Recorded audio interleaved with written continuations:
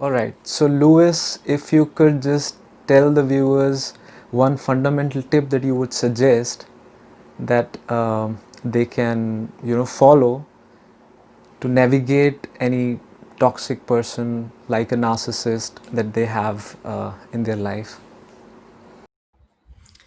Yeah, so I think the number one piece of advice is to try to shift your focus from making everything be about this toxic person and how difficult they are and all the different ways that they're a complicated human, and try to move your attention to trying to take care of yourself and what you need to do to protect yourself, what you need to do to make sure that you're in an environment where you can try to thrive and live the best life you can.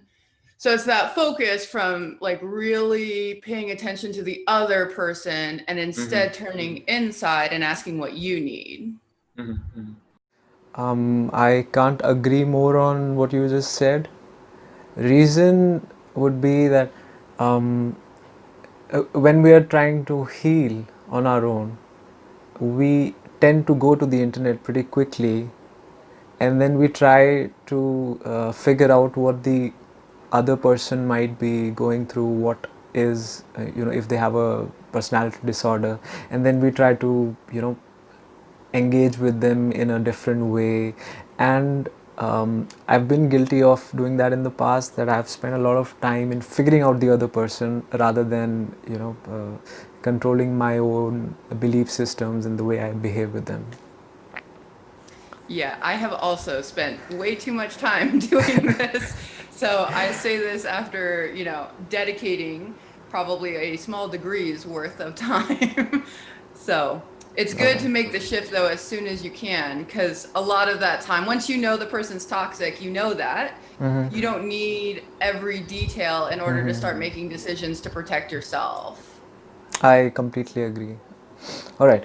Hi guys, this is Sartaj this side. Welcome to the Rubbish Truths, and with me I have Louise Williams. Lewis, if you could just tell the people about yourself, as in, um, why would I invite you to come and share your thoughts on uh, a topic like this?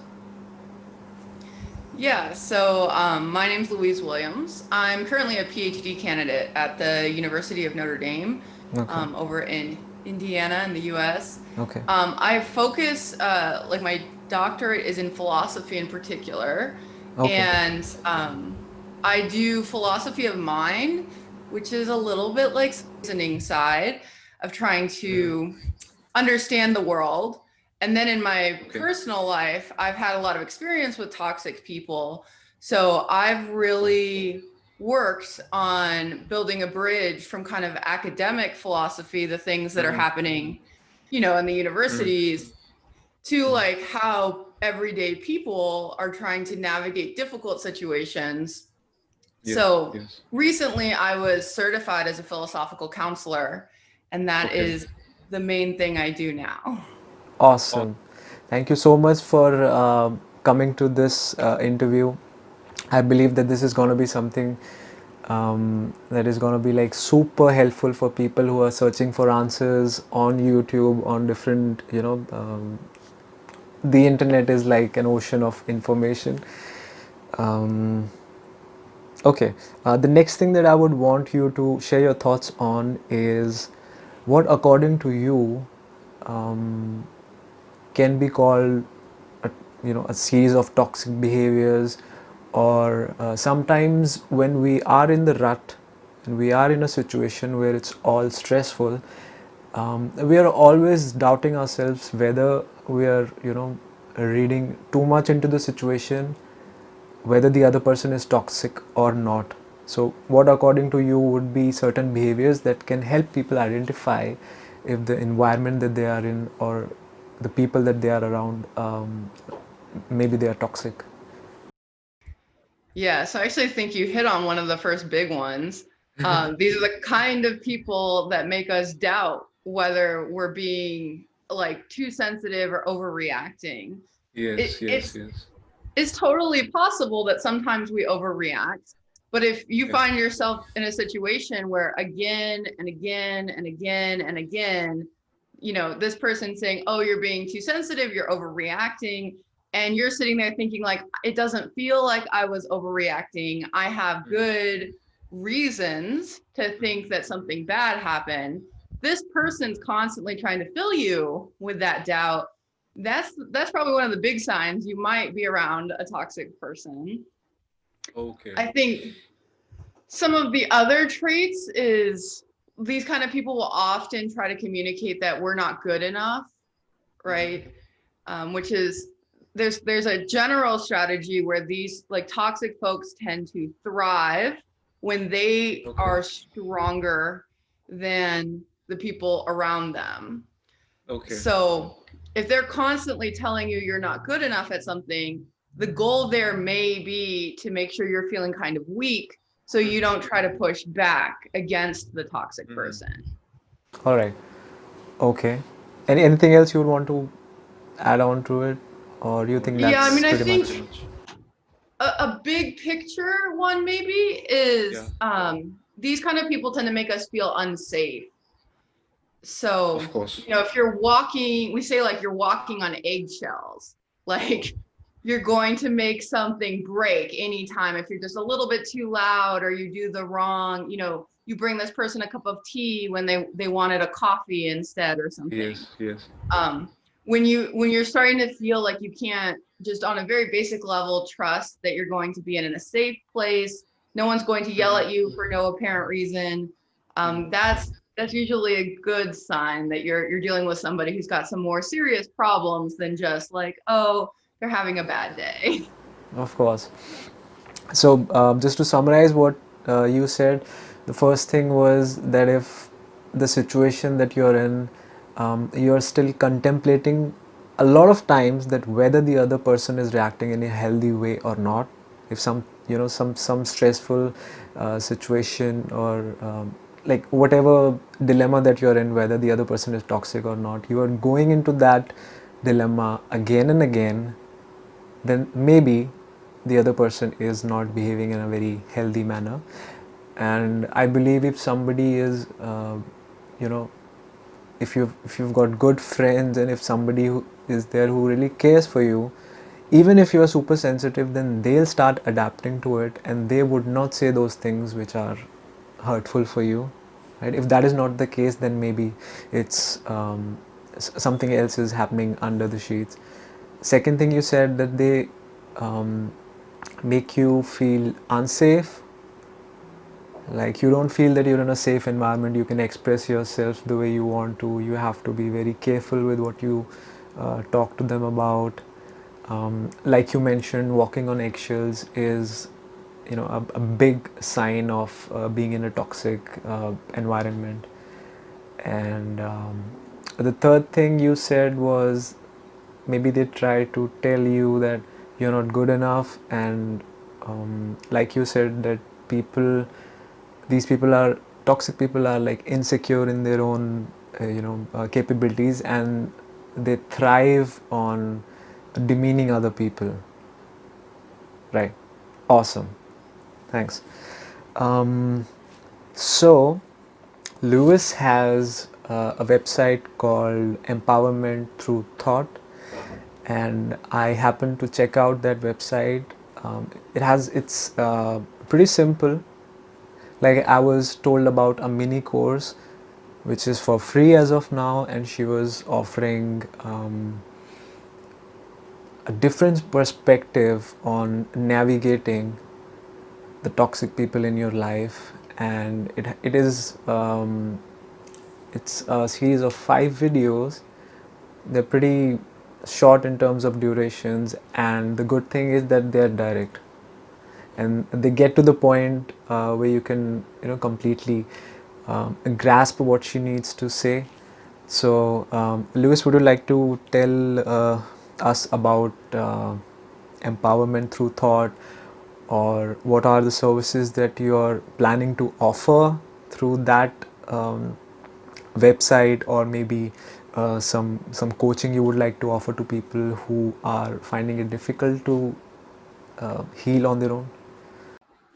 Sure. So empowerment through thought is a philosophical coaching business. So right now we offer one-on-one coaching, which if you're interested, you can get a free 15-minute consultation with me. And we can talk a little bit about what your situation is, and maybe we'll go through like an exercise using some philosophy to kind of help you start to see the situation more clearly. So we've got that coaching, free 15-minute consultation. You can hit me up on the website. If you're more into self-guided learning, we have this free mini course right now. And the core of the mini course is I try to give you some concrete things you can do right this moment in order to live your life more beautifully, even if you still have toxic people in your environment. So if you need something really immediately to just start the process of healing, there's a lot of really concrete stuff, and we have there's some like exercises you can do, like some worksheets with that course that can really help solidify what things you need to work on next. So for right now, that's our main offerings. Towards the future, I'm planning to offer some group coaching opportunities, and we're going to expand the courses. Specifically, we're going to have a course. You might have heard, if you're in the narcissistic space on the internet, this tool called Gray Rock. Yes. Right. So when Gray Rock is a method that is like a way to handle someone who's toxic if you have to interact with them. It's inspired by Stoic philosophy. And I've created an alternative to Gray Rock called Compassionate Stone. And it's inspired by Buddhist philosophy. And I'm hoping in the near future to have a course that really helps us explore how to use Compassionate Stone, and maybe specifically on how some Buddhist stuff can really help us live well and navigate the toxicity in our lives. All right.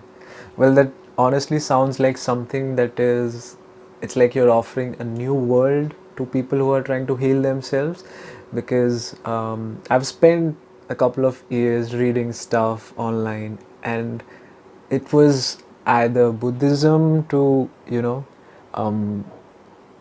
beat the anxiety and stress, or it was either the methods that these emotional abuse coaches or personality disorder experts offer you. But it seemed like like two different alternatives for the same for navigating the toxic environments. They're like coming together. And honestly, like I mentioned to you before we started the interview, that I myself checked out the course, and I believe, I'll be honest about it, that I think you offered too much for the free course because somebody who is who understands these concepts, and somebody who has spent some time in self-healing, can just grab that free course and then just keep it to themselves for the whole life. It's like a clear-cut guideline to what you should do. So that's not the best business, that's not the best way to do business, I would say. Yeah. Well, I mean, for right now, I'm really interested in getting these ideas out to people who really need them. Like, that's my top thing. And I'm working on finding some of the best ways to communicate how philosophy in particular can help. It's very uncommon in philosophy to try to package the insights of big philosophic traditions in such a concrete way. Of course. So anyone who gets involved in empowerment through thought is going to get to benefit from some of the kind of experimental stuff that I'm trying out. But I'm really glad to hear that you thought there was a lot of value there, and hopefully that will get more people, the help that they deserve. You deserve support when you're trying to deal with this stuff. It's really hard. I completely agree. It's not something that you can do on your own, and I think you're not in it for just money. You really want people to heal. You want people to understand, the best way they can live their lives after they have been introduced to such stressful environments. All right. Next thing that I would want you to share your thoughts on is, now this is something that a lot of people would want to work on, and it is about what, according to you, could be the traits, personality of a person that makes them either vulnerable to a narcissist or a toxic person, or prone to a lot of narcissistic abuse, or that they have to be, that toxic people get, attracted to them. Yeah, so I think online the traditional answer to this is that someone who is an empath. Yeah. I Yeah. don't love that term. People say it now like it's it's just kind of a personality trait, but like the term comes from science fiction, and it normally means like you have a paranormal or like a super mundane ability to like understand other people's minds. And like, Yes. okay, I don't like to think of it that way. Instead, I think people who, have a really big heart and they're always kind of trying to see the best in people, that can make you susceptible because not all people are full of the best stuff. So I kind of think that's what we mean when we say empath. But I think you're especially prone to these kinds of things if you have a history of being around toxic stuff in your life. So if your parents were toxic, or you had a close family member that was toxic, if you've had a relationship with someone who was toxic, you're more inclined to follow that same path in the future. So sometimes we just go for what's familiar, and that can make us more vulnerable if we're used to being around toxic stuff. All right. So it's basically like I've read stuff on the internet, and I've been made to believe, and I personally, before this interview and this dialogue, I personally believe that I'm an empath, and I would associate myself with the traits that are online about what an empath is, and I would really relate to it. And so I would I would believe that that is something that I have to change. Like, there are certain things that I have to give up to be able to just avoid these narcissists. And but it's a good like, it's a very refreshing way of seeing your own trait, one that you're offering, that somebody with a big heart, and somebody who believes that until proven otherwise, people are generally good, and they come with good intentions. And the other thing you said, that if somebody has been, if someone, we become used to certain abuses, if we've grown up and we've spent a lot of time in toxic environments, so that makes us comfortable with that stress, and that is something that so just clear this doubt of mine. So if like somebody has been a part of toxic environment for a very long time, is it that we get attracted to the toxic environments, or it's that we find comfort in somebody who's trying to dominate our situation, and somebody who's trying to manipulate us? So is it that we go and hit the knife, or it's that the knife is, just if you could just talk a bit more about it. Yeah, so I mean, it's a really normal human thing to want to be in a space that feels comfortable, that feels friendly. And sometimes things start to feel friendly just because we're exposed to them a lot. Yes. Yes. And so it's kind of like we're attracted to it because we're attracted to environments that feel familiar. Familiar. Yes. But it doesn't always mean that we might think it's still bad for us. Like, we can see some of the problems, but we're still kind of emotionally like, oh, well, it's comfortable. You know, it's less scary than having to do the things to get away from it. So we kind of end up going to it because it feels a little bit safer, even if it's like not the best and we know it's not the best. So it's the uncertainty of somewhere down the line, uncertainty of, you know, trying to break our behavioral patterns and our response system, right? All right, okay. So I guess these were the things that I really wanted to have your thoughts on. If you can, and if you're willing, would you like to tell us that what got you into this field of exploring these concepts, these philosophies, and we would want to know your drive, if that is something that you would want to speak about. Sure, yeah. So I've had a lot of toxic people in my life. So both of my parents were toxic people, or they still are. I'm currently not in contact with them. So I've been navigating that for the majority of my life.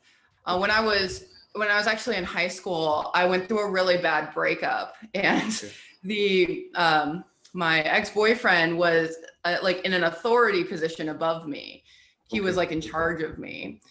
So in light of all of that, I ended up finding Stoicism, and I started reading Marcus Aurelius. And he gave some really concrete advice about like, well, you can't control the outside stuff. You got to control yourself. And I really liked that, but it always felt a little bit harsh to me. It made me feel a little nervous. So when I went to college, at first I thought I was going to go into psychology, but I didn't like the questions people were asking in psychology. So I turned to philosophy and I learned some more about Stoicism, but I started to notice like, oh, why do we never talk about any non-white people in my philosophy classes? So I ended up going to Nepal and India. I studied Buddhism, and I started to see there are some similarities between Stoicism and Buddhism. But for my personality, the things I like, Buddhism was much more palatable. Like it felt kinder. It felt like more in tune with the way humans actually are, rather than trying to encourage us to be something we are not. Yeah. So I really started to see this tension between Stoicism and Buddhism, how they were friends, how they were not friends. And, you know, for a minute in my career, I just kind of put that aside and I was like, okay, you need to write your dissertation. You need to like do graduate school. But kind of as the pandemic has happened, actually, I've started to think really hard about what's important to me and what I want to do in the future. And it became pretty clear that working like as a professor, just like teaching people about Stoicism or Buddhism wasn't going to be enough. So I decided like to track, okay, why did these things matter to me so much? Like, well, they were helping me deal with toxic people. And I realized like, okay, there's a lot of ideas on the internet about how to deal with toxic people, but they're not very rich intellectually. Like they're a little bit underdeveloped. So I saw an opportunity to kind of start bridging philosophy and these more intellectual traditions. And by this point in my life, you know, I have an ex-husband. He was toxic. I have a mother-in-law figure who's toxic. Like I keep, you know, sometimes we attract toxic people even when we're trying not to, right? We're like very aware of it. Somehow it keeps coming up. So I keep having these opportunities to reflect on how the things I've learned about have really helped me. And I always thought it was like a shame that in your philosophy classes or in philosophy as it is on the internet right now, the popular forms, they don't connect to the kind of stuff that really is super difficult for people to work through. It's normally just kind of like fun things to think about. And I don't think that's really like the value or the power of philosophy.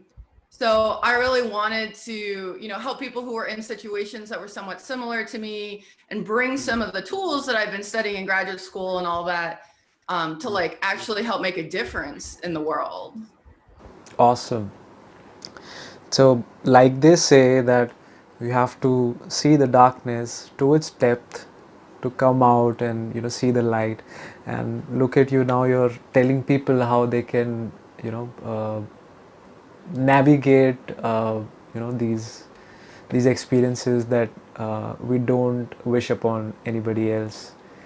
And thank you so much, Louise, for coming for this interview. I believe that people who will see this would want to connect with you. They would want to see more of you, more about what you believe in, and like this is something that I believe that is pretty new to what the internet world has to offer. You've got Stoicism and Buddhism aspects of life coming together and trying to offer you ways to deal with difficult people in more compassionate and more direct ways, which actually address the issues that are underlying. That's what I believe. Am I right?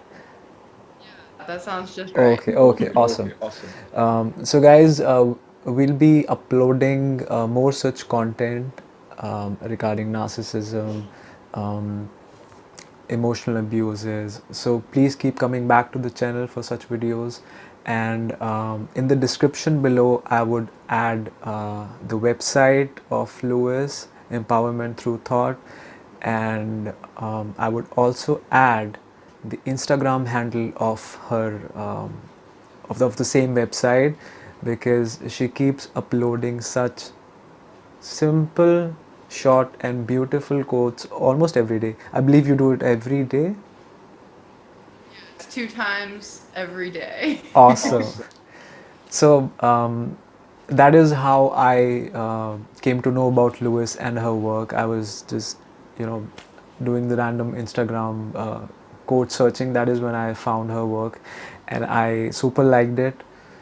So I guess this is it. Until next time, thank you so much.